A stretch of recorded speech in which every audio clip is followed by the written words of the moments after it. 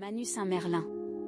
Dans une petite ville française riche d'histoire, Boulogne-sur-Mer, 5 lycéens ordinaires voient leur quotidien bouleversé par un événement surnaturel.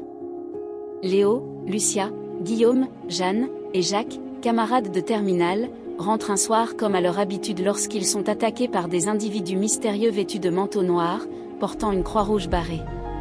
Rapidement, Léo révèle des pouvoirs extraordinaires, se battant pour protéger ses camarades. Lucia, quant à elle, découvre qu'elle est au centre de ces événements. À travers cette révélation, elle apprend l'existence de la Manus, une alliance entre humains, démons, anges, nains et elfes, engagés dans une guerre secrète contre des démons déchus et des anges déchus. Propulsée dans un univers où magie, alliance et trahison s'entremêlent, Lucia doit naviguer dans un monde de secrets tout en se préparant à rejoindre une école de magie. Elle découvre ses pouvoirs et s'entraîne à les maîtriser pour affronter les défis qui l'attendent. Chapitre 1, Portuitus. Le changement est la loi de la vie humaine, il ne faut pas en avoir peur. Jacques Chirac.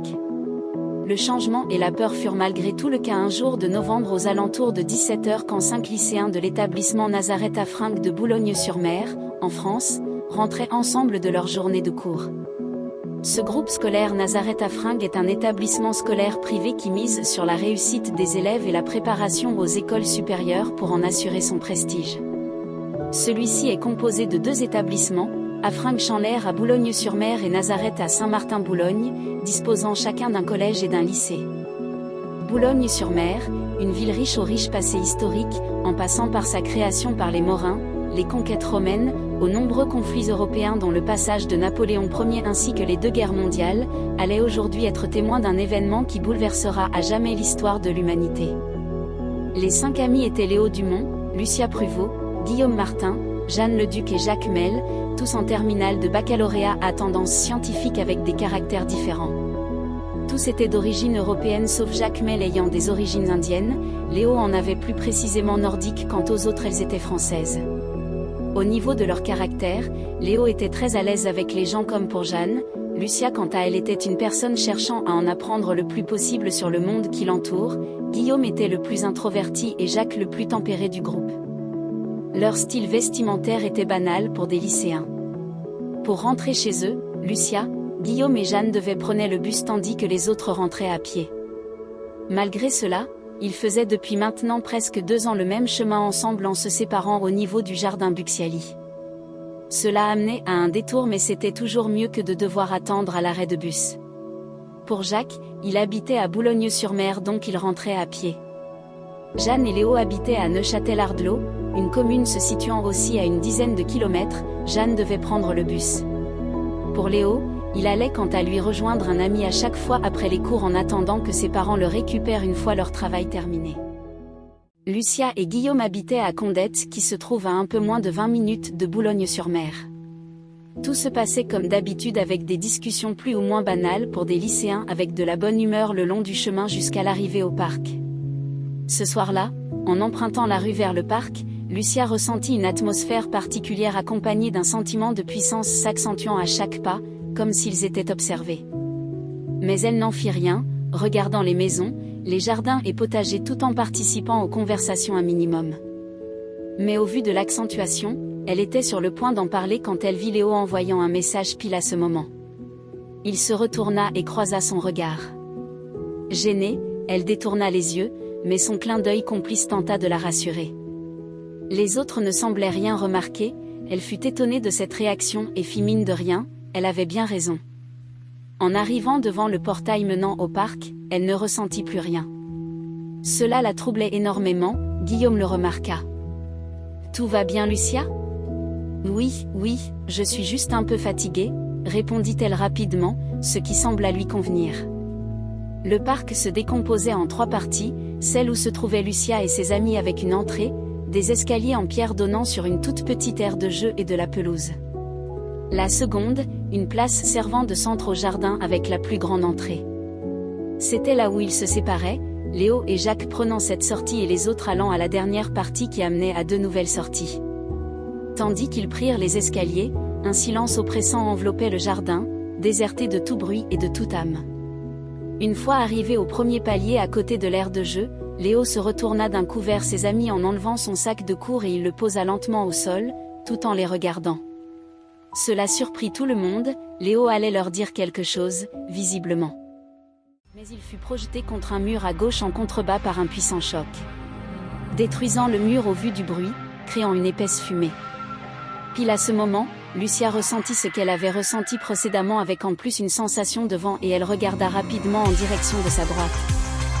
3 inconnus surgirent au niveau de l'aire de jeu, vêtus de la même manière, de longs manteaux noirs ayant une croix rouge barrée sur le dos. Leur présence imposait un malaise glacial, comme si l'air lui-même s'était figé.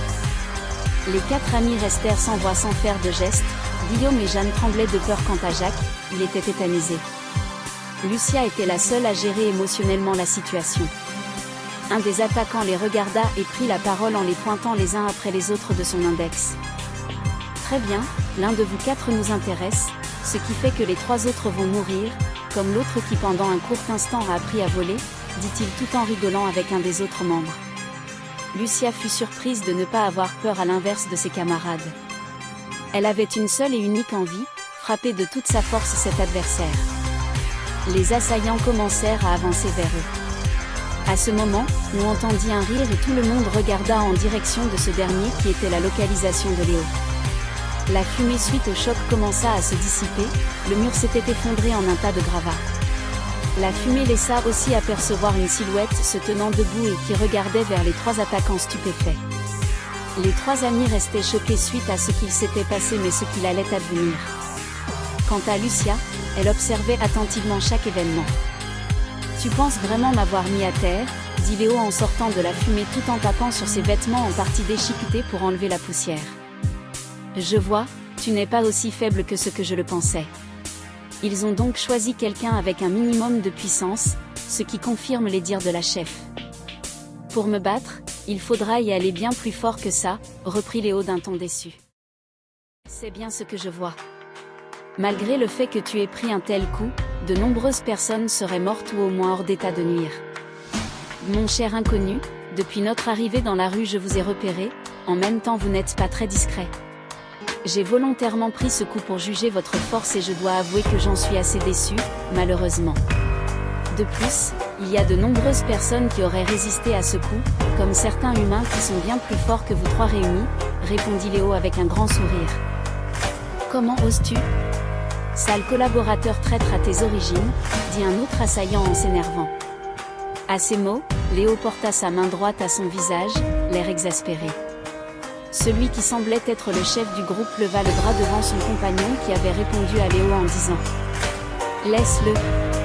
Très bien, on va donc passer à la vitesse supérieure. » Lucia ressentit une puissante énergie émanant des attaquants, les 3 attaquants se concentrèrent un court instant, le sol en béton sous leurs pieds se fissura. Devant leurs yeux ébahis, les 3 attaquants se métamorphosèrent, leur stature se gonfla, leurs muscles se tendirent et leurs cheveux s'allongèrent en un mouvement surnaturel. Ce qu'elle ressentait était similaire à ce qu'elle avait ressenti à l'entrée du parc. Maintenant, à toi membre de la. Léo le coupa directement. Pas la peine, je suis sûr de vous battre, affirma-t-il avec un sourire rempli de confiance. Comme tu veux, ça ne va pas m'empêcher d'y aller à fond, dit le chef. Le second acquiesça avec un sourire, le troisième par un hochement de la tête. Les attaquants se mirent en position pour foncer sur Léo qui les stoppa en leur demandant. Avant qu'on commence, peut-on faire les présentations ? Le chef fut surpris mais il lui accorda une réponse. T'es un marrant toi, mais si tu veux. Je suis DAC, lui c'est Mac et lui Pac, dit-il en les désignant du doigt. Les MHMM je vois, vous faites donc partie du même clan, potentiellement de la même famille, dommage pour votre clan. Je vais devoir donner des explications à certaines personnes et votre clan risque de disparaître si les autres membres vous soutiennent.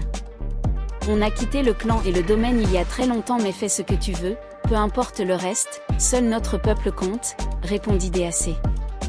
Mac monta encore le ton. Il commence à m'énerver celui-là, vous n'avez pas intérêt à bouger vous les nus ou je vous pulvérise. Avant que je l'extermine, un truc à dire pour une fois, Pac ? Pac prit la parole pour la première fois et avec un ton froid.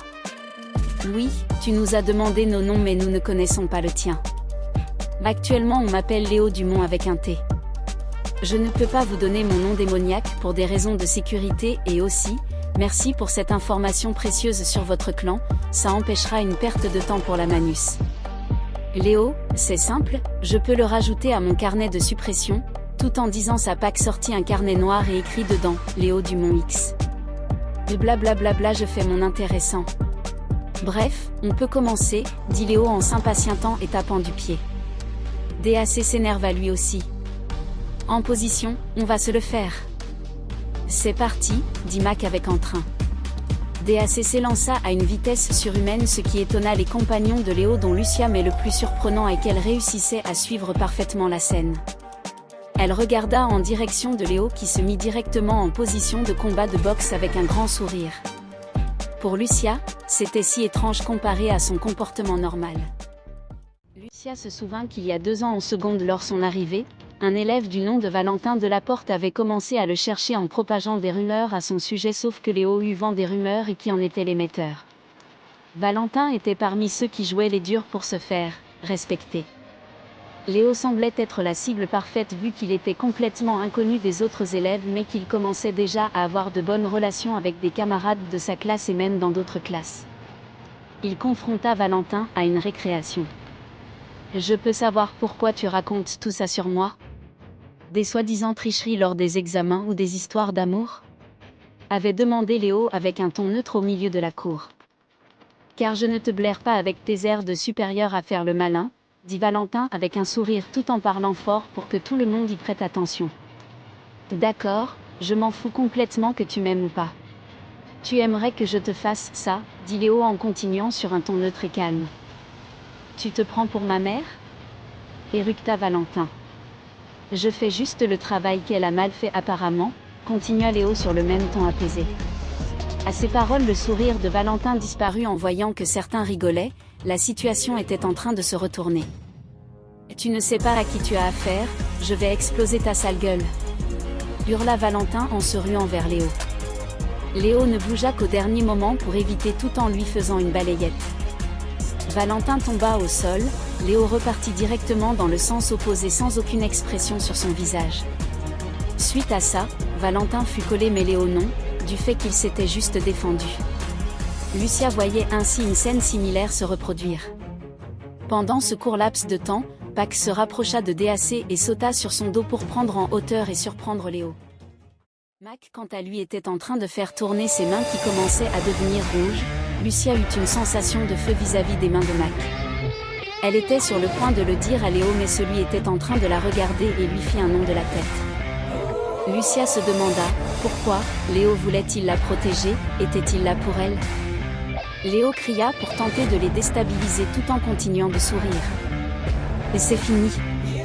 Avec une fluidité mortelle, Léo fit jaillir 2 chaînes d'acier de ses manches qui agrippèrent DAC et Pac dans leur chair au niveau du torse. Ils n'eurent pas le temps pour réagir que Léo fit tomber son bras droit violemment faisant ainsi chuter Pac sur DAC. Le sol fut meurtri par un trou d'une 30aine de centimètres de profondeur, les deux étaient au sol et ne bougeaient plus. Lucia eut le temps de voir un instant que les 2 chaînes étaient devenues de la même couleur qu'un éclair et elle eut une autre sensation. Mac fut surpris. Quoi, c'est impossible. Léo le pointa du doigt tout en lui disant avec toujours son sourire. Tu lances ton sort, je t'exécute sur place. Lucia avait bien vu que Mac préparait quelque chose avec ses mains. Elle regarda ses amis, Jacques était toujours tétanisé par la peur, Jeanne observait attentivement la scène avec une grande anxiété et Guillaume dévisageait avec un regard noir le dernier assaillant encore debout. « Ne me donne pas d'ordre sale lâche, les déchus vaincront la Manus, dit Mac en paniquant. Il commença à tendre ses mains comme s'il était sur le point de lancer cette couleur rougeâtre, mais un homme vêtu comme un serveur tomba du ciel et avant que Mac ne puisse faire quoi que ce soit, le serveur lui asséna un violent coup au niveau de la nuque. Les mains de Mac tirèrent vers le ciel une boule de feu qui partit à toute vitesse. Il tomba ensuite lui aussi au sol, hors d'état de nuire. Léo dit sur un ton sarcastique. « Merci Vlad, ça aurait été vraiment dommage que je le tue. On aurait perdu des informations et j'aurais dû faire un rapport plus complet. Je vais m'occuper des déchus. Tiens, voici des affaires de rechange, lui dit-il en lui envoyant un sac à dos. Merci. Et les autres, dit Léo tout en ouvrant ce sac à dos. Marie arrive, elle a mis en place nos agents pour fermer le parc et éviter les spectateurs. Elle s'occupera de faire effacer la mémoire à tes amis sauf à Merlin comme prévu, répondit Vlad tout en mettant des menottes à Mac. Lucia ressentait aussi une énergie émanant de ces dernières. Vlad mit ensuite Mac sur son épaule pour l'amener au niveau de ses deux autres camarades. Elle est comme d'habitude en retard, dit Léo en continuant avec un ton sarcastique tout en enlevant son pull et son manteau arraché afin d'en enfiler d'autres. Une voix féminine lui répondit directement. Je t'ai entendu. C'est monsieur qui ose dire ça et nous on travaille, pas comme certains. Je viens d'endormir tes trois camarades. Lucia remarqua effectivement autour d'elle, ses amis commencèrent à tomber lentement au sol, ils étaient endormis avec des fléchettes dans la nuque, la femme était venue par l'entrée derrière eux. Léo l'applaudit tout en disant « Moi aussi je travaille, je récupère des informations et je m'occupe de Nérion. » Tu parles, depuis 2 ans quand tu rentres chez toi à part t'occuper de ton chien, tu ne fais rien, lui dit Vlad pour protéger Marie tout en déposant Mac à côté de DAC et Pac pour leur mettre des menottes. Il est plus qu'un chien, et depuis quand es-tu d'accord avec elle, dit avec étonnement Léo tout en rangeant ses anciens vêtements dans le sac à dos. Depuis qu'on est ensemble, répondit Vlad avec un ton sec. Léo s'accorda un court temps de réponse avant de dire tout en redonnant le sac à dos à Vlad. Bah oui, ça fait combien de temps déjà ? 20 ans ? 34 ans, imbécile, répondit sèchement Marie en envoyant le sac de cours de Léo. Oh, quand vous aurez au moins plus de 400 ans vous perdrez un peu la notion du temps. Excuse-nous grand-père, rétorqua Vlad. Respecte ton aîné, dit Léo avec aplomb. Lucia, bien qu'étant déstabilisée par ce qui venait de se produire, c'était le mot « aîné » qui l'a surpris. Léo faisait bien plus jeune que Vlad. Suite à ces mots, Vlad et Léo se regardèrent et rigolèrent ensemble. « Vous êtes vraiment des idiots », dit Marie en enlevant les fléchettes des nuques. « Je te signale que tu dis ça en souriant, » remarqua Léo. « Normal, votre stupidité me fait rire. » Léo tapa dans ses mains comme s'il avait trouvé une réponse et dit. « C'est pour ça qu'elle est avec toi Vlad alors. »« Pardon. » dit Vlad en haussant le ton. Léo fit mine de rien et avança vers Lucia pour lui dire. « Alors, tu dois avoir pas mal de questions, ce qui est normal. On en parlera un autre jour. Guillaume, Jeanne et Jacques vont oublier tout ce qui s'est passé grâce à Marie. Évite donc de leur en parler à eux ainsi qu'à d'autres personnes, sauf si tu veux passer pour une folle et m'énerver. » Ce fut la première fois qu'elle vit Léo lui parler aussi sérieusement, avec un regard inquisiteur, elle hocha de la tête en guise de réponse mais resta perplexe suite aux événements. Léo en fut satisfait en lui souriant. « Je vais devoir faire un rapport rapidement pour prévenir la Manus de la situation donc je vous laisse vous occuper du reste, dit Léo à Vlad et à Marie tout en partant et leur faisant signe de la main. « Ok à tout à l'heure, répondirent-ils à l'unisson. Léo s'arrêta et ajouta à Lucia. Au passage, comme tu l'as entendu de DAC, tu es une personne de très haute importance Lucia. Marie va s'occuper de vous ramener. Je te souhaite bonne nuit, à demain. Bonne soirée, lui répondit Lucia timidement. Léo sortit du parc comme si de rien n'était. Vlad et Marie réparèrent au maximum les dégâts en faisant léviter des objets devant les yeux écarquillés de Lucia qui ressentait encore une sensation étrange. Le parc fut remis en état comme avant l'affrontement, les gravats disparurent, le mur se reforma et l'air semblait à nouveau empli de la douce tranquillité d'un soir ordinaire. On va devoir prévenir les autorités pour qu'ils fassent les finitions, je vais m'occuper des 3 déchus, annonça Vlad à Marie. Marie acquiesça de la tête, lui fit un bisou sur la joue et alla vers Lucia. Bonsoir Lucia, alors oui tout ceci doit être déroutant la première fois mais tu vas t'y faire. Bon on y va, il y a une voiture qui nous attend. Marie réussit à prendre sans aucune difficulté les 3 camarades sous ses 2 bras ce qui continua d'étonner Lucia. C'est comme s'il ne pesait que quelques kilogrammes pour elle. Sur le point de sortir, Lucia vit des hommes et femmes habillés en personnel de la mairie qui bloquaient tous les accès. Sur un signe rapide de la tête de Marie, ils remballèrent leur matériel tout en fermant l'accès au parc. Marie et Lucia empruntèrent donc la sortie par laquelle Léo et Jacques passaient à chaque fois. Elles allaient vers une voiture garée juste à côté sur la gauche. Lucia aida Marie en ouvrant les portes et en y installant ses amis dans celle-ci. puis elles montèrent sans dire un mot. À l'intérieur, Lucia demanda timidement à Marie. « Vous êtes, quoi, au juste ? Moi et Vladimir on est différents de Léo, surtout moi, mais il va t'expliquer énormément de choses demain. Essaie juste de te reposer ce soir. Si tu as des questions après ces explications, tu pourras venir nous voir. On tient un café à Neuchâtel-Ardelot, tiens voici une carte de visite. Tout ce que tu vas apprendre risque de te bouleverser mais on aura besoin de toi, c'est pour ça que si tu as le moindre problème, appelle-nous sans hésiter. » Lucia prit la carte, la mit dans son pantalon et dit à Marie pour l'aider. « Vous voulez que je vous indique les adresses des autres ?» Marie lui montra le GPS. Léo m'avait déjà fourni les adresses. Il est prévoyant, nous avons toutes les informations nécessaires sur vous. Lucia se souvint du message envoyé par Léo et demanda. « Il vous a prévenu de l'attaque ?» Cette question sembla surprendre mais aussi plaire à Marie. Il y a une semaine, il nous avait prévenu qu'une attaque allait avoir lieu un jour te visant toi.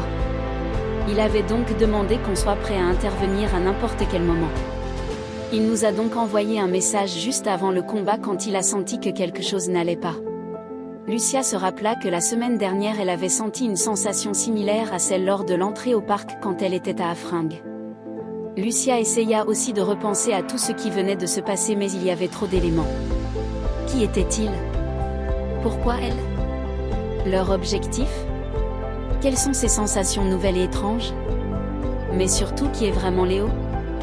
Marie déposa tout le monde à leur domicile, pour Jacques et Guillaume il n'y avait personne chez eux, elle put donc les déposer sans encombre.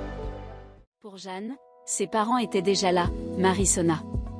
Ils ouvrirent la porte puis elle leur toucha les épaules par surprise, Lucia ressentit une sensation similaire à celle de Léo avec ses chaînes. Les deux parents tombèrent au sol puis elle alla mettre tout le monde dans leurs lits respectifs. Lorsque Marie remonta dans la voiture, il y eut pendant un certain temps un silence de plomb. « Bon, ce que tu as vu n'est pas du tout autorisé mais là je n'avais pas trop le choix. Ça m'arrangerait que tu oublies tout cela. » Lucia lui sourit de façon crispée tout en disant « D'accord, même si j'ai toujours l'impression de faire un cauchemar. » « Super de me voir comme quelque chose de négatif, » répondit directement Marie. « Ce n'est pas ce que je voulais dire. Ne t'inquiète pas je sais. D'ailleurs Léo a plutôt raison à ton sujet quand j'y pense. » Lucia hésita mais elle voulut en apprendre plus sur cette phrase. « Par raison, que voulez-vous dire ? » Que tu comprends vite les choses tout en faisant de rapides raisonnements.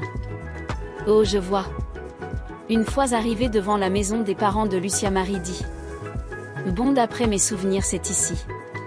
Je te souhaite une bonne soirée et repose-toi bien. » Lucia fut surprise par le « dans mes souvenirs », mais elle n'osa pas poser de questions supplémentaires.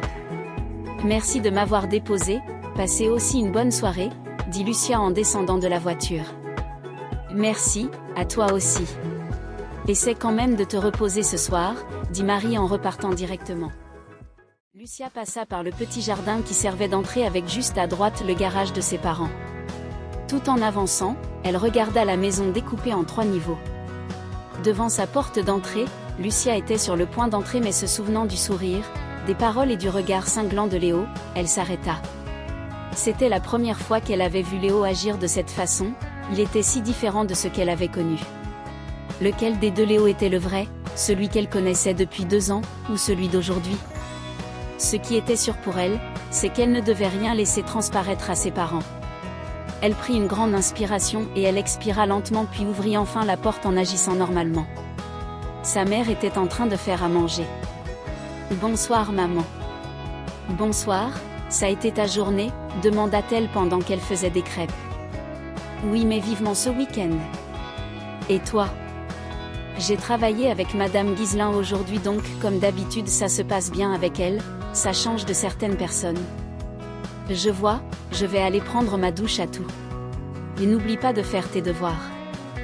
Je sais. En montant, un bruit attira son attention depuis la chambre de ses parents. Elle passa la tête et vit son père en train de faire le repassage. Oh bonsoir Lucia, ça va ? Oui et toi ?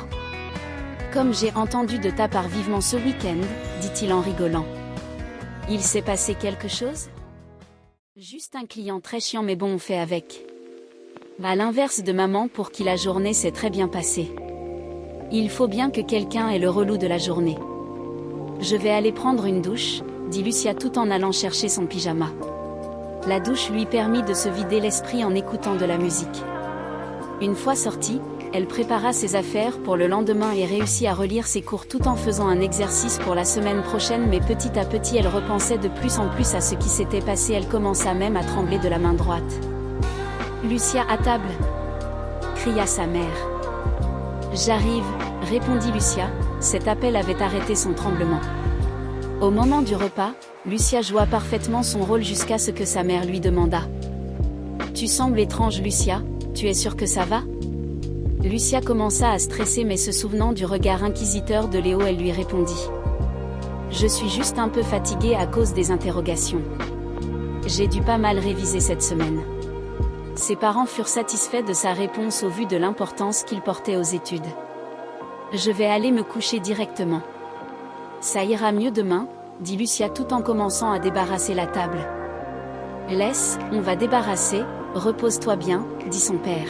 « D'accord, bonne nuit, à demain. »« Bonne nuit et repose-toi bien », dirent à l'unisson ses parents.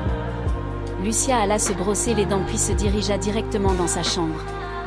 Elle était composée d'un tapis blanc au centre, d'une bibliothèque sur la gauche en entrant avec de nombreux livres allant des sujets historiques à ceux de la fantaisie, d'une armoire et une commode pour ses vêtements de la même couleur que la bibliothèque, de son lit ensuite et d'un bureau avec son ordinateur et certains de ses classeurs sur la droite. L'ensemble des meubles était de couleur marron clair avec certaines nuances. Les murs de la chambre étaient recouverts d'un papier peint blanc avec deux tableaux, un avec une rose prenant possession d'un vase et l'autre une carte du monde réaliste avec un style ancien au niveau de la représentation graphique. Elle se posa sur son lit, elle alla sur son téléphone mais rien n'y faisait. Elle pensait toujours à ce qui s'était passé. Pour essayer d'y voir plus clair, elle se remémora comment elle avait rencontré ses camarades. Pour Guillaume ce fut au primaire au cours préparatoire, mais elle avait commencé à lui parler réellement à partir du collège. Jacques devint ami avec Lucia en arrivant en seconde, ils furent dans la même classe et ils travaillèrent ensemble dans des travaux de groupe en physique-chimie. Jeanne fut la voisine de Lucia en seconde, elle était aussi dans le même collège mais elle ne s'était jamais vraiment parlé.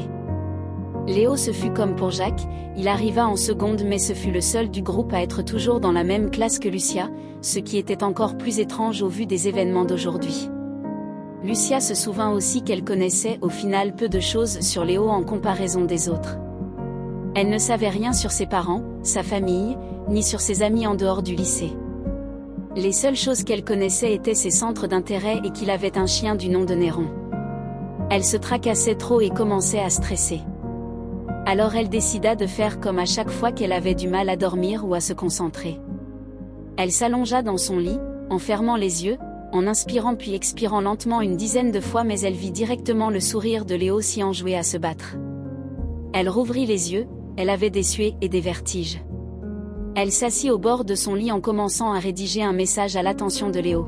« Il faut qu'on parle de tout ça, je ne vais pas bien. » Elle fut sur le point de l'envoyer mais Léo la devança. « Si tu ne réussis pas à dormir, je te donne un conseil.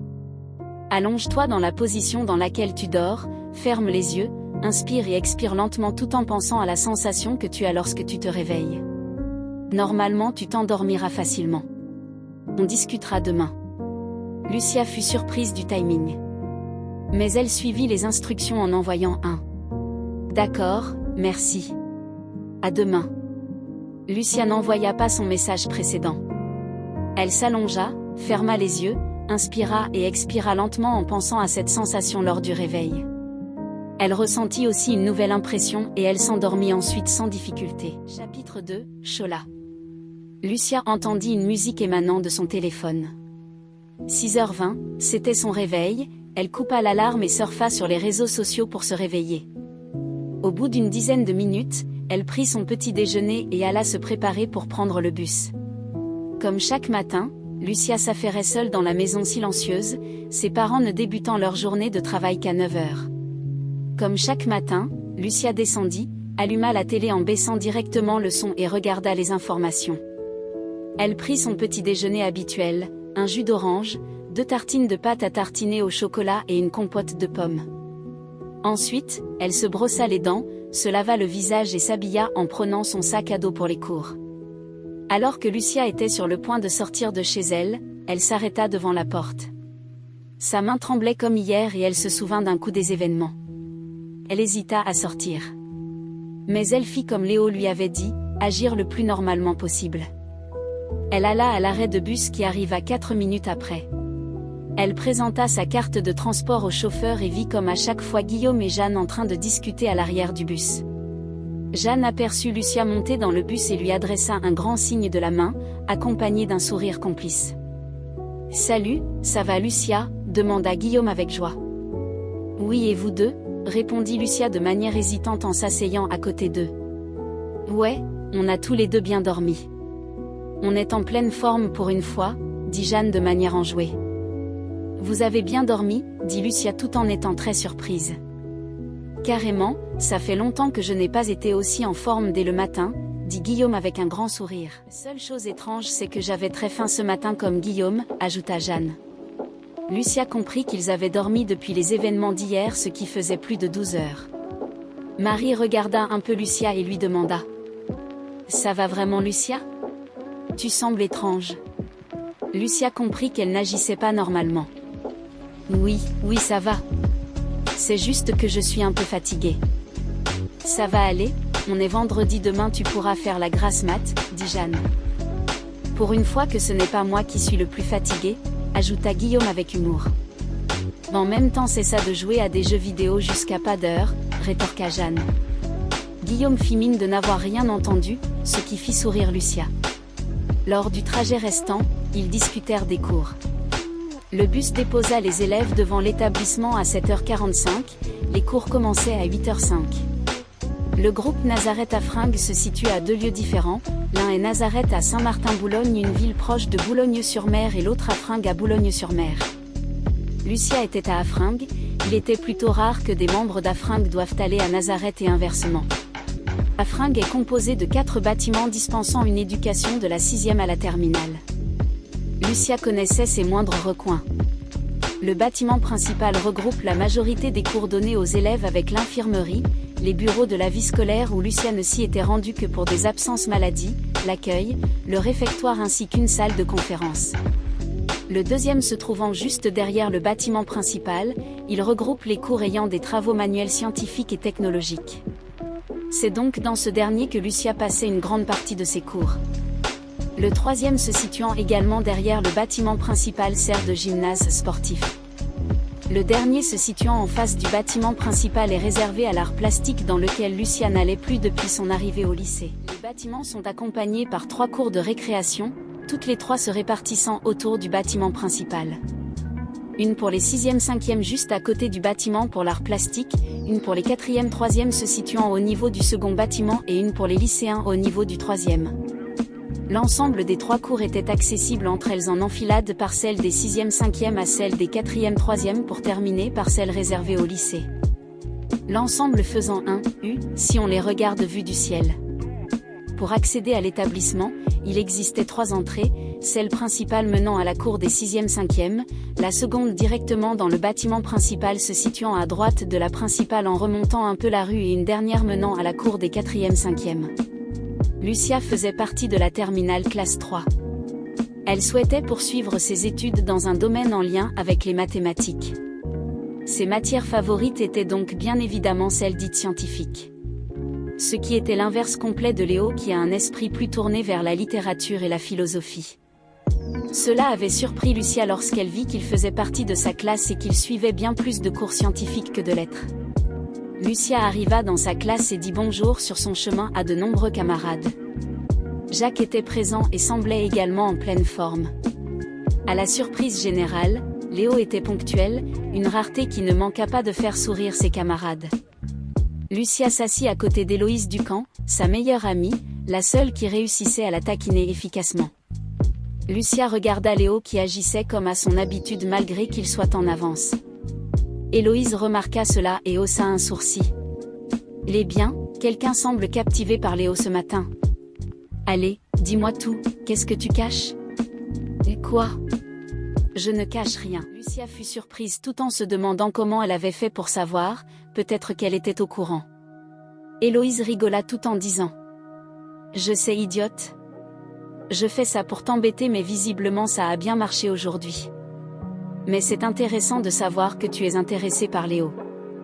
Arrête de dire n'importe quoi s'il te plaît, dit Lucia en haussant un peu le ton. Et si tu continues à agir comme ça, je vais vraiment croire pour Léo. Le professeur Massier de mathématiques entra dans la salle. Bonjour à tous, je vais faire l'appel. Il déposa ses affaires en sortant son classeur pour les cours et le cahier de présence. Tiens donc Léo, pour une des trop rares fois vous êtes à l'heure, remarqua-t-il. La classe rigola puis le professeur débuta son cours. La matinée s'écoula sans un mot entre Léo et Lucia, ce qui l'agaçait légèrement. Elle attendait que Léo lui fasse un signe ou lui parle pour avoir des informations.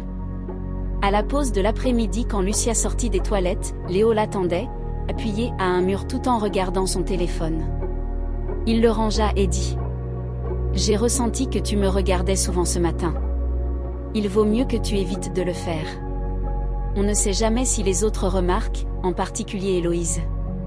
Après les cours, je te donne rendez-vous au gymnase. Il sera ouvert et il n'y aura que nous deux. D'accord, merci. Lucia eut juste le temps d'accepter et la sonnerie retentit. C'était le dernier cours de la journée, durant lequel se séparait la classe en deux. Une partie dont faisait partie Lucia allait dans les laboratoires pour un cours de physique et l'autre dont faisait partie Léo restait dans le bâtiment principal pour un cours d'anglais. La dernière sonnerie se fit entendre, le professeur de physique, Monsieur Otto dit aux élèves. Très bien, le cours est terminé.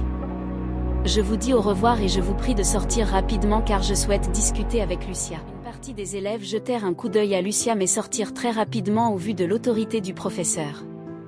Monsieur, vous vouliez me voir, dit Lucia en regardant l'heure. Professeur Otto dit avec un certain stress. Oui, je suis au courant avec la directrice à propos de Léo et il nous a prévenus pour hier. Je tiens juste à vous dire de ma part et celle de la directrice que nous comptons sur vous. Si vous avez besoin d'aide, n'hésitez pas, nous sommes là pour vous. Maintenant vous pouvez aller voir Léo au gymnase, aucun professeur ou surveillant ne vous gênera, nous avons préparé le terrain. C'était la première fois qu'elle le vit si mal à l'aise et stressé. Lucia était sur le point de le quitter quand il ajouta. Ah oui Lucia, ne parlez pas de tout ce que vous allez apprendre sauf à moi et à la directrice si vous voulez en parler. Personne d'autre dans l'établissement n'est au courant. D'accord, merci monsieur, bonne soirée et bon week-end, dit Lucia en se pressant. Bon courage, répondit le professeur avec toujours un certain stress. Lucia monta les marches menant au gymnase désert, le bruit de ses pas résonnant dans le silence. Les autres élèves s'étaient déjà dispersés vers les sorties, loin de cet endroit. La porte était ouverte, Lucia entra et vit Léo au téléphone. Il se retourna et stoppa sa conversation rapidement puis il se rapprocha de Lucia. Bon, ça risque d'être un peu long et bouleversant. Tu pourras en parler à Marie, à Vladimir, à moi, au professeur Otto, à la directrice mais aussi à tes parents, ils sont au courant depuis un moment. Mes parents savent tout ce que tu vas me dire. Oui, je leur en ai parlé il y a maintenant 12 ans si je ne me... 12 ans. Léo ne répondit pas directement, il regarda Lucia quelques secondes avant de reprendre. Elle se souvint que Léo détestait être coupé. Oui, c'est surprenant mais je vais t'expliquer. Alors déjà, tu es pour les humains la personne la plus importante car tu es en quelque sorte la réincarnation de Merlin, qui est en réalité une personne extrêmement forte en magie. Effectivement, la magie existe comme tu as pu le voir et le ressentir hier. Il est aussi probable que tu aies déjà vu des choses anormales dans ta vie. Lucia avait déjà du mal à suivre mais elle réfléchit puis répondit au bout de quelques secondes. J'ai vu les réparations d'hier et le sort que l'assaillant voulait lancer. Mais je me souviens aussi que quand je m'énervais en étant petite, je voyais des petites flammes. Mes parents me disaient que j'avais rêvé ou que c'était des hallucinations. C'était de la magie. On peut aussi utiliser différents mots, comme celui de pouvoir. Il existe différents types de magie comme tu peux le constater. Léo stabilisa ses mains et fit apparaître sur ses doigts différentes lumières pour un total de 10. Léo les fit disparaître et dit tout en les faisant réapparaître les unes après les autres. Alors il existe celle du feu, de l'eau, de l'électricité, de l'air, de la télékinésie, du soin, de la terre, de la glace, de la lumière et de l'ombre. Chacun de ces pouvoirs ont des dérivés car tu peux changer la magie pour l'adapter en la rendant plus ou moins forte. En fonction du contexte, tu peux modifier les capacités de sort en réalisant des combinaisons. D'accord. Je vois, si on peut dire ça.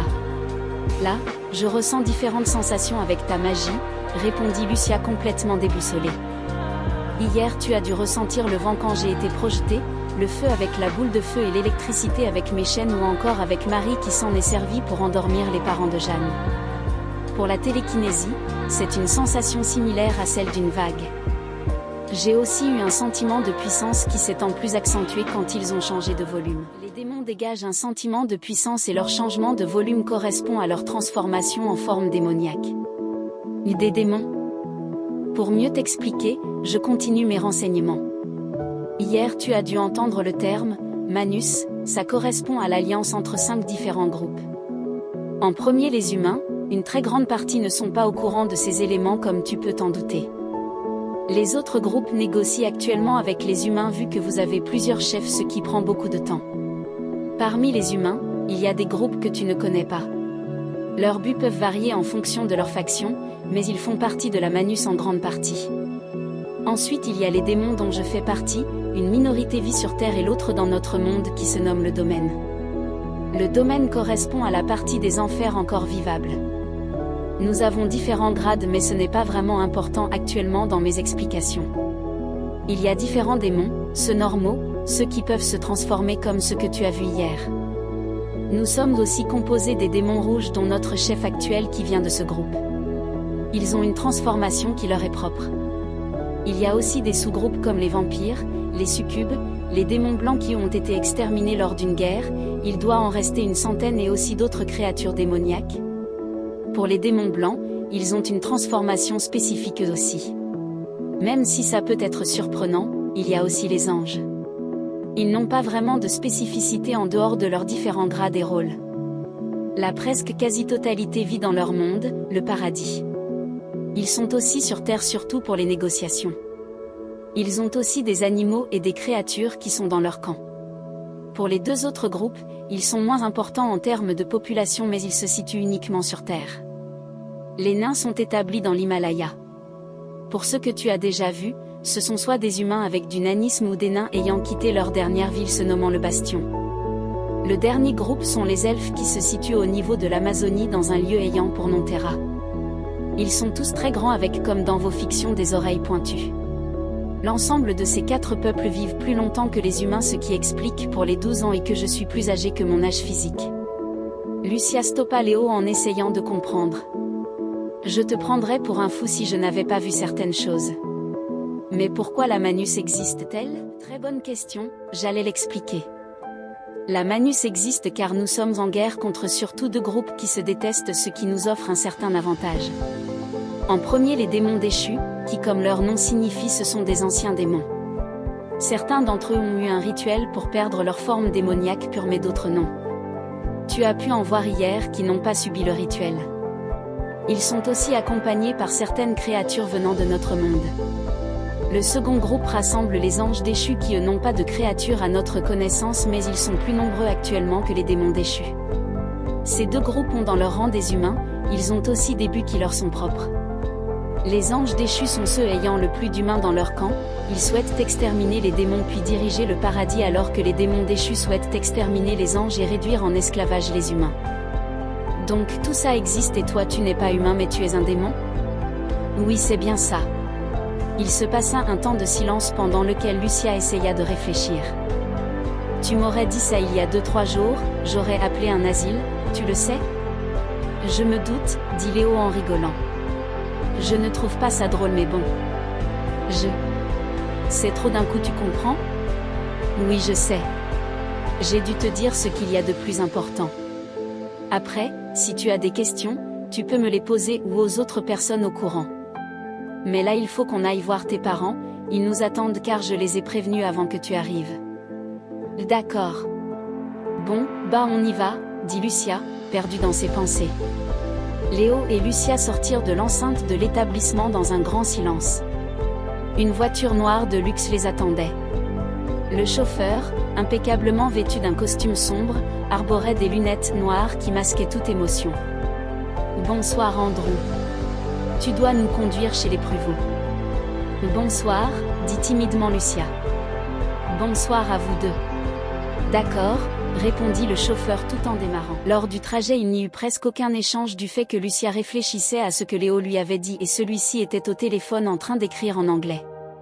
Lucia regarda 2-3 fois par curiosité et comprit qu'il discutait surtout politique pour la Corée du Nord en abordant rapidement le sujet de Merlin. Donc elle. Ils étaient arrivés devant la maison. « Merci Andrew. »« Bonne soirée, » dit Léo en descendant de la voiture. « Bonne soirée monsieur, » dit Lucia en le suivant rapidement. « Bonne soirée à vous deux. » Le chauffeur repartit directement. Une fois dans la maison, son père Michael et sa mère Amandine les attendaient. La mère de Lucia l'enlaça avec une force désespérée, des larmes roulant sur ses joues. « Tout ira bien, ma chérie. Ne t'inquiète pas. » Son père avait une mine triste. Lucia ne comprenait pas totalement cette situation, mais ils se dirigèrent au salon.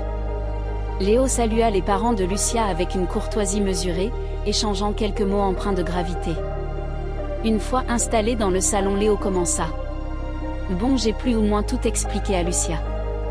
Dans ta chambre il y a des classeurs que tes parents ont mis regroupant des informations plus détaillées sur des sujets que je n'ai pas abordés. Comme je te l'ai dit, tu vas devenir une, si ce n'est, la personne la plus importante pour les humains au vu de ton statut. Tu peux finir ton année scolaire sans problème. Mais malheureusement tu ne pourras pas avoir une vie normale pour un être humain de manière générale. Tu vas devoir rejoindre l'école de magie Wolef, en Suisse. » Lucia regarda ses parents qui étaient attristés. Léo continua. « Je poursuis. Quand tu rejoindras cette école, tu seras Lucia Gramont afin de protéger les membres de ta famille, ne sait-on jamais. » Michael interrompit Léo avec une voix tremblante. « On pourra la contacter régulièrement ? Je ferai le transitaire lors de vos conversations qui se feront uniquement par lettres. Mais vous aurez le droit de vous voir lors des vacances de l'académie. » Lucia savait que ça n'allait pas plaire à ses parents mais elle fut surprise de les voir acquiescer.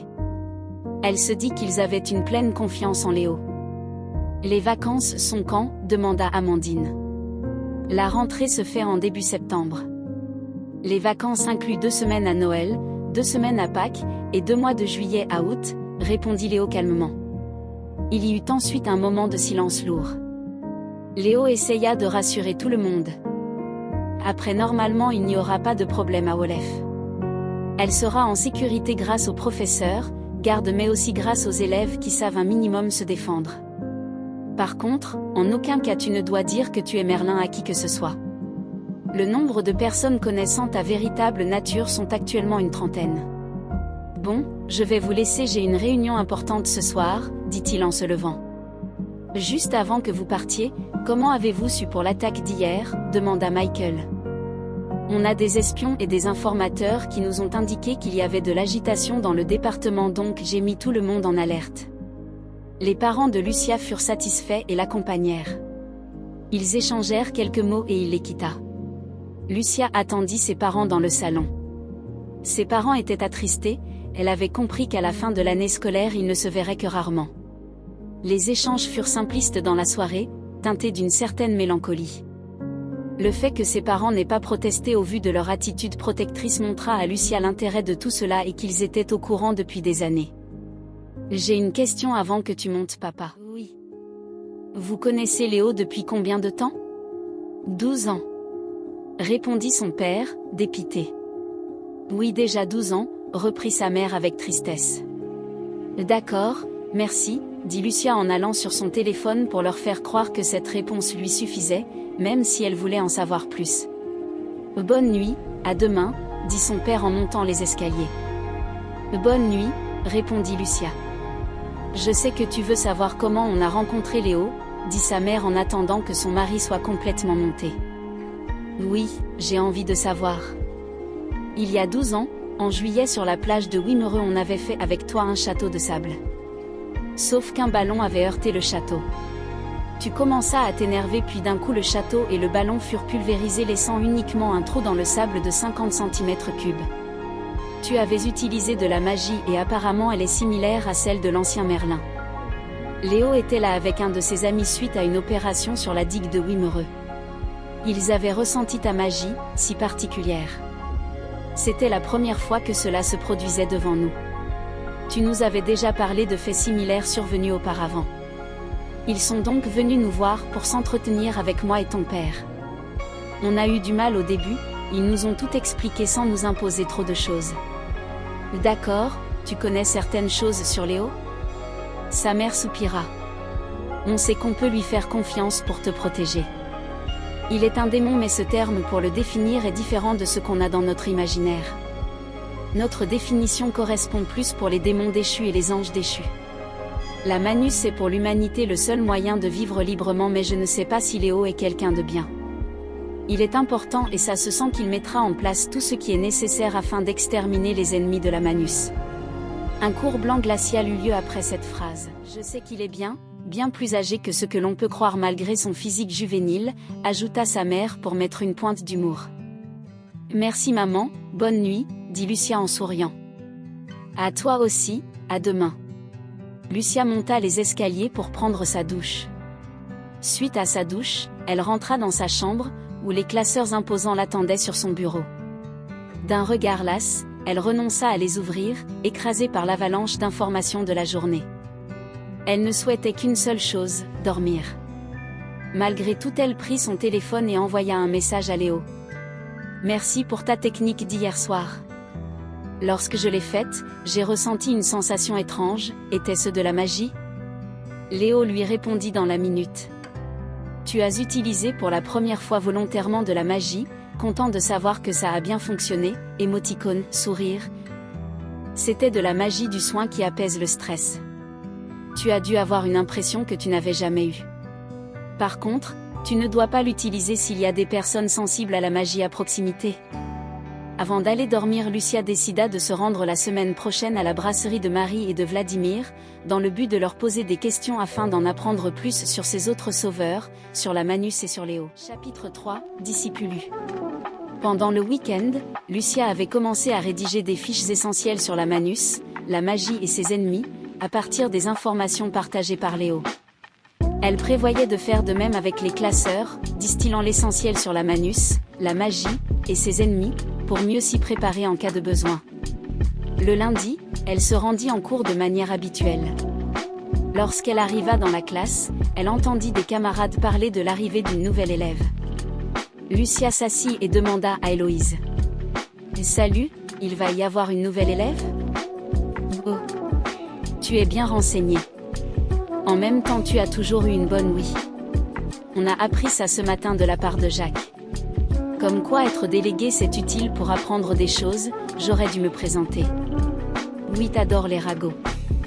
En particulier sur toi chère Lucia Pruvot. T'es chiante. Je sais, c'est ce qui fait mon charme, dit-elle tout en passant ses mains dans ses cheveux.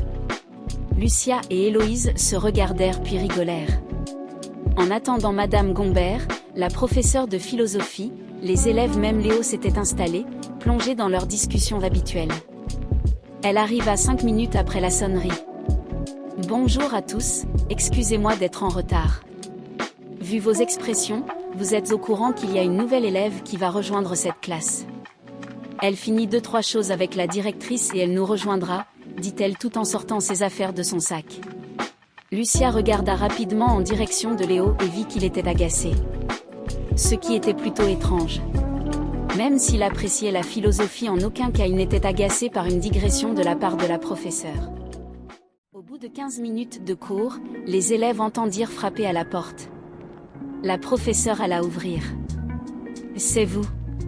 Je vous en prie, entrez, dit la professeure tout en tendant sa main droite vers la classe.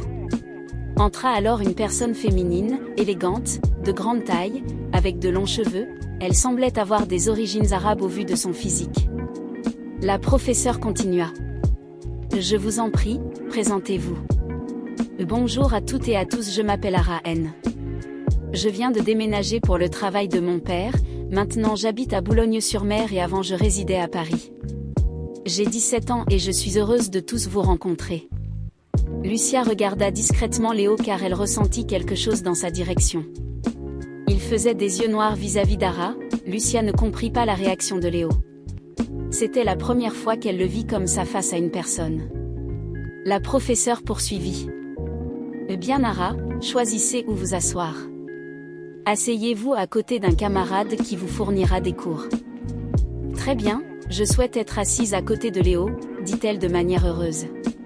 Tout le monde fut surpris, même la professeure. Vous vous connaissez, demanda la professeure. Oui, depuis un moment. On s'est juste perdu de vue pour différentes raisons. La voisine de Léo, Amandine, rangea ses affaires pour changer de place afin de la laisser à Ara. Léo regardait par la fenêtre avec un air agacé tout en ignorant Ara. Très bien, reprenons le cours. Vous aurez tout le temps d'échanger à la pause. Monsieur Dumont, soyez aimable et prêtez vos cours à Madame N. Léo passa ses cours à Ara sans daigner la regarder, mais cela ne semblait pas la déranger. Durant le cours, Héloïse glissa à Lucia, un sourire espiègle aux lèvres. Ne me dis pas que tu es jalouse d'elle ? Pourquoi ? Dit Lucia sans broncher. Oh non, pour rien. Laisse tomber, ce n'est pas grave, répondit Héloïse, un peu surprise. Lucia avait réussi à dissiper les soupçons, cela allait peut-être éviter qu'Héloïse fouille de trop. Lucia voulait uniquement savoir qui était Ara, si elle faisait partie ou non de la Manus au vu du comportement de Léo. À la pause, il sortit directement de la salle de cours. Ara s'empressa de le suivre de manière enjouée, suivie par certains curieux. Lucia sentit son téléphone vibrer, elle le regarda et vit un message de Léo. Ce soir, rendez-vous après les cours au gymnase. Léo fit tout son possible pour éviter Ara, esquivant chaque interaction avec une froideur calculée, jusqu'au cours de sport. Le cours de sport portait sur du handball. Lucia et Léo étaient dans l'équipe rouge alors qu'Ara était dans l'équipe bleue.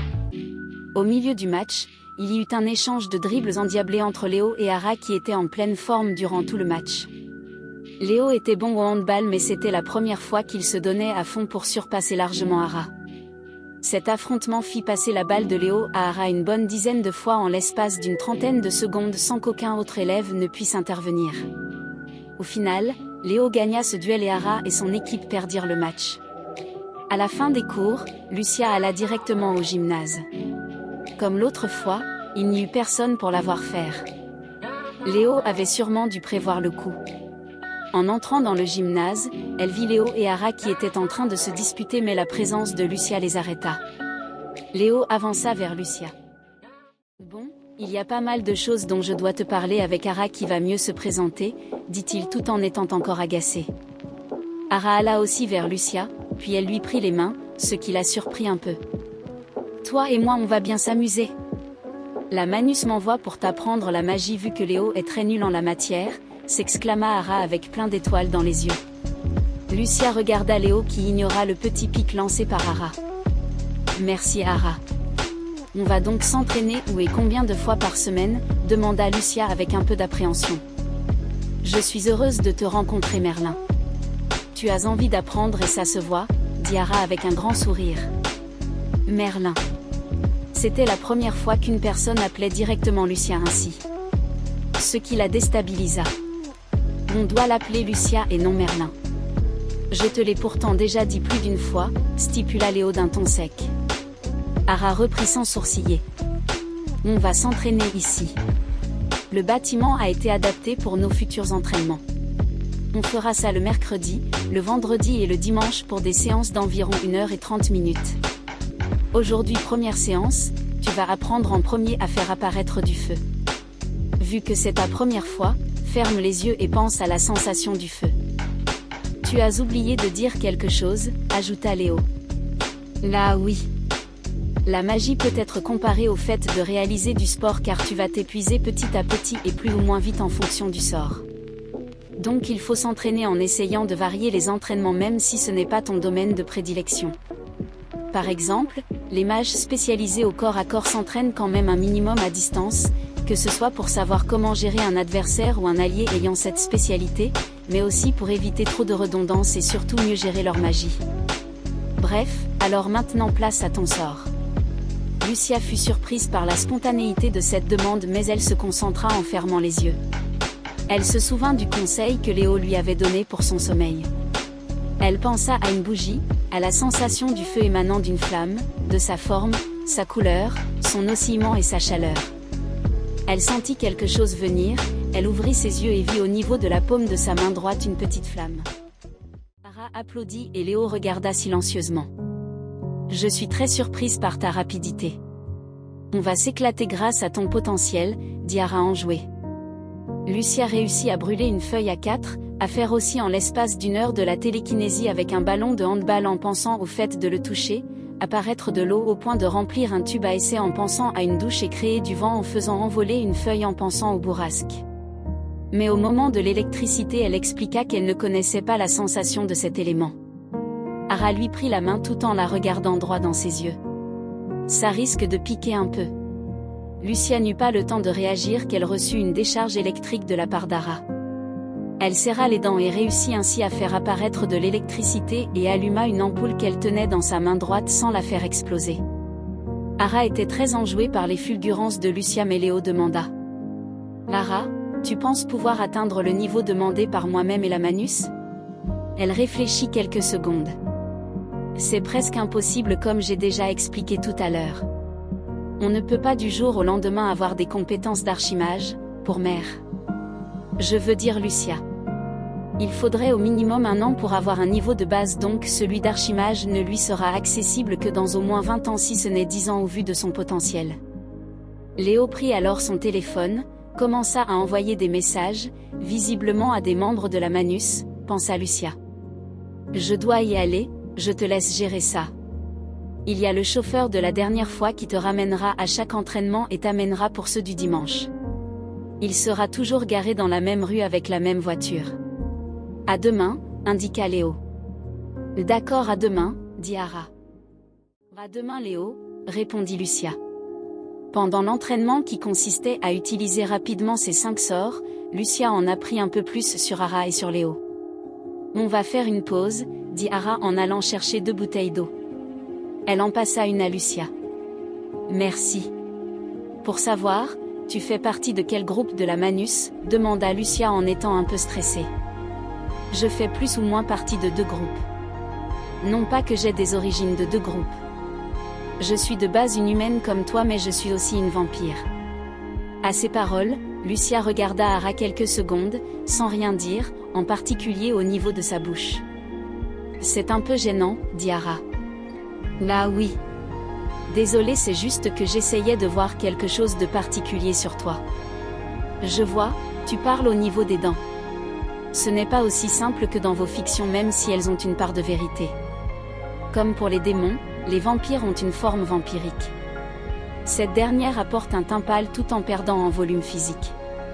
Voulez-vous dégager le même ressenti que les démons? Non, pas vraiment. Dans mon cas, tu vas ressentir quelque chose de similaire mais plus atténué vu que je suis humaine. Mais pour un démon, qui est aussi un vampire, tu vas éprouver quelque chose de comparable avec une certaine nuance. Pour un démon, c'est un sentiment de puissance. Pour un vampire, tu vas discerner un sentiment de malaise. Tu pourras ressentir ça si j'utilise ma magie plusieurs fois. Je vois. Tu as dit que tu faisais partie de 2 groupes? Oui, les vampires sont rattachés aux démons actuellement. Actuellement? C'est arrivé 2 fois que le chef soit un démon déchu. Le chef des vampires a le titre de Dracula et on est au 9e actuellement. Lucia hésita puis lui posa une question. Les vampires sont-ils comme dans nos fictions avec le sang? Alors, les vampires ne tuent pas les membres de la Manus ni ne boivent leur sang. Néanmoins, nous avons besoin de boire un minimum de sang pour survivre, c'est notre seule source de nourriture viable. Nous buvons donc celui des ennemis de la Manus ou celui d'animaux morts. La forme vampirique nous donne différents avantages comme une régénération avancée, cela doit être indiqué dans l'un des classeurs que Léo t'a fourni. Lucia ne souhaitant pas poursuivre directement sur les vampires car elle trouvait cela malsain. Elle enchaîna avec une autre question. Et comment es-tu devenue une vampire? Comme ça se voit, j'ai des origines arabes, je viens d'une famille noble. Mais il y eut le massacre de toute ma famille, je suis la seule survivante. Il m'avait blessé mortellement mais Dracula 9 était présent. Il m'a sauvé en me transformant en vampire, expliqua Ara avec mélancolie et une pointe de tristesse. Un petit blanc gênant se passa. Toi et Léo vous connaissez depuis longtemps, demanda Lucia pour changer de sujet. Oui, ça fait plus de 500 ans. On s'est rencontrés au Moyen-Orient, il a travaillé pour mon père en échange d'informations permettant d'obtenir un artefact crucial pour la Manus. Bref, assez parlé, on reprend, dit Ara en tapant dans ses mains comme pour couper court à la conversation. L'entraînement continua encore une trentaine de minutes pendant lequel Lucia fit apparaître les différents sorts en essayant d'en faire des plus et moins puissants. Très bien, on arrête pour aujourd'hui, dit Ara avec enthousiasme. Lucia était exténuée mais elle était contente de ses performances et d'avoir pu poser une partie des questions les plus pertinentes. Ara lui redonna la bouteille d'eau. Merci, dit Lucia, en buvant ensuite. Je vais t'expliquer 2-3 choses sur la magie de combat. Pour les autres magies tu verras ça l'année prochaine à ton académie. Léo t'en a probablement parlé rapidement. On peut modifier la magie en variant son intensité soit pour assommer, blesser ou tuer comme tu as pu faire en t'entraînant aujourd'hui mais on peut aussi la combiner. Je te conseille de prendre des notes pour t'en souvenir car ça m'étonnerait que Léo en ait fait un paragraphe dans ses classeurs. Lucia comprit qu'elle devra probablement un jour tuer quelqu'un. L'idée de base lui déplaisait énormément mais si elle ne pouvait faire autrement, elle le ferait. Elle prit son téléphone et prit en note les paroles d'Ara. Tu peux faire accélérer la vitesse de projection de tes sorts en les combinant avec celui du vent mais il ne faut pas abuser de sa puissance sous peine de nuire à l'efficacité du sort de base. Bien évidemment mélanger du feu et de l'eau fera de la fumée donc un bon moyen pour brouiller la vue de l'ennemi. La combinaison de l'eau et de l'électricité est vraiment bonne pour des raisons évidentes. Tu peux aussi rendre le sort plus ou moins grand, il en va de même pour son intensité. Les plus forts magiciens ou sorciers peuvent rendre un sort puissant tout en ayant une grande taille. Une autre particularité est de pouvoir modifier la forme du sort, par exemple en forme de boule, de trait ou même de carré.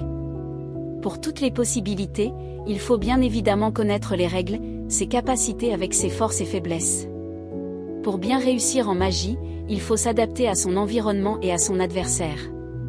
À savoir aussi comme tu as pu le constater avec Vladimir et Marie la magie ne sert pas qu'à combattre, tu peux réparer des objets et même soigner des personnes blessées. Pour l'instant on n'a fait que 5 magies. Oui, pour l'instant on va se focaliser à 2 sur ces 5 magies et tu verras le reste plus tard à l'académie. D'ailleurs, on va s'entraîner comme ça jusqu'à la fin de ton année scolaire. Attends-moi ici je reviens, j'ai quelque chose pour toi, s'exclama Ara avec toujours la même énergie. Elle revint au bout d'une minute avec un sac à dos qu'elle tendit à Lucia. Voici des affaires pour tes futurs entraînements. Merci, dit Lucia en étant surprise et hésitante. Ne t'inquiète pas, c'est la Manus qui t'offre cet équipement, précisa Ara. Lucia alla dans un vestiaire pour se changer. Dans le sac se trouvait un beau survêtement complet avec de la couleur blanche pour la majorité et avec un peu de bleu. Il y avait aussi une paire de chaussures blanches, un t-shirt bleu, des dessous féminins blancs et des gants bleus. Les vêtements étaient agréables à porter, de bonne qualité et ils lui allaient parfaitement. Lucia revint et dit à Ara. Merci de m'avoir apporté toutes ces affaires. En plus j'aime bien la couleur du survêtement. C'est normal, Léo n'avait pas pu aller chercher ses affaires. Comme tu peux t'en douter tes vêtements sont faits spécialement pour nos entraînements. Ils sont souples et bien plus résistants que de simples vêtements humains. À ces mots, Lucia repensa aux vêtements déchirés de Léo lors de l'affrontement de la dernière fois, ils devaient être d'origine humaine et non de la Manus. Une question trottait dans la tête de Lucia. Comment la Manus a su pour mes mensurations et pour ma couleur favorite? Pour tes mensurations, ta mère nous a donné ces informations mais pour la couleur c'est différent. Chaque groupe de la Manus possède une couleur spécifique, le blanc pour les humains, le vert pour les elfes, le marron pour les nains, le doré pour les anges et le noir pour les démons. De plus, il existe des nuances de ces couleurs en fonction de la faction dont fait partie un membre de la Manus au sein d'un de ces groupes. Mais Léo nous a dit que ta couleur préférée était le bleu, ce qui explique les quelques nuances de bleu. Ah aussi, on a choisi le style d'un survêtement pour que ça passe inaperçu si quelqu'un fouille ton sac. Lucia fut surprise que Léo connaissait sa couleur préférée. Elle avait dû en parler une fois en sa présence. Elle se dit alors que Léo avait une excellente mémoire. Tu as mon adresse et numéro de téléphone, demanda Lucia. J'allais justement en parler, j'adore comment tu anticipes. J'ai tout ce qu'il me faut sur toi, c'est donc à moi de te fournir mes infos, dit Ara avec un grand sourire, ce qui fit un peu rire intérieurement Lucia tandis qu'Ara lui communiquait son adresse et son numéro de téléphone. Tu peux aussi bien m'appeler ainsi que m'envoyer un message, ça ne me gênera pas, quelle que soit peu importe l'heure, précisa Ara. D'accord, merci. Bon, je dois rester ici pour ranger et vérifier l'état de la salle. Je te laisse te changer et on se revoit demain en cours. D'accord, bonne soirée, dit Lucia en partant. À toi aussi, bisous, répondit Ara qui avait été plus que ravie de cette journée. Lucia alla directement rejoindre le chauffeur, elle ouvrit la portière à l'arrière et entra. Bonjour monsieur, dit Lucia. Bonjour madame, je vous conduis chez vous, demanda Andrew. Oui s'il vous plaît. Merci. Pendant le trajet Lucia agença ses notes tout en modifiant certains points sans parler au chauffeur. Le chauffeur déposa Lucia chez elle et dit « Nous sommes arrivés, je vous souhaite une bonne soirée. » Merci, à vous aussi. Au revoir, dit Lucia en descendant de la voiture. Elle rentra directement et vit ses parents dans le salon. Salut papa, salut maman. Je vais aller prendre une douche. Salut, dit son père. Bonsoir, tu ne veux pas nous parler de ce que tu as fait à ton entraînement, demanda sa mère. Je comptais prendre une douche car j'ai un peu transpiré. Mais si vous voulez. Alors, j'ai appris à utiliser 5 sorts, le feu, l'eau, le vent, la télékinésie et l'électricité. Pas la totalité ? S'étonna son père. Cela surprit Lucia mais Léo et la Manus avaient dû leur en parler. Non, le reste ça sera à l'académie. Et ça s'est bien passé ? Ajouta son père. Oui, c'est une nouvelle élève, si on peut dire ça, qui m'a entraînée. Elle s'appellera N. Par contre, je ne sais pas si c'est son vrai prénom et son vrai nom. D'accord, tant mieux si ça a été, dit sa mère. Bon, je vais aller me laver, indiqua Lucia en montant. Une fois dans sa chambre, elle vit un message de Léo. Alors tu penses quoi de ton entraînement ? Lucia répondit directement. Assez déroutant sur différents aspects mais fort intéressant. Je vais tout donner pour faire le mieux possible.